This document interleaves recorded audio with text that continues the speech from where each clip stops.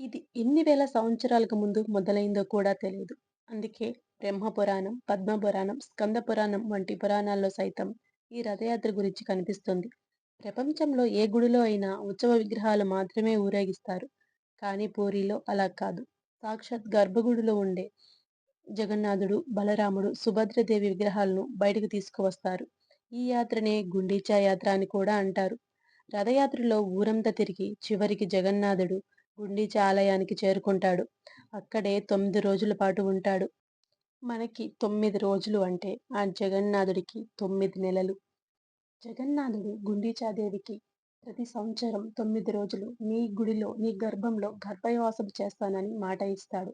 అందుకే ప్రతి సంవత్సరం పూరి జగన్నాథ యాత్ర పూర్తి కాగానే గుండీచా ఆలయానికి చేరుకుంటాడు జగన్నాథుడు.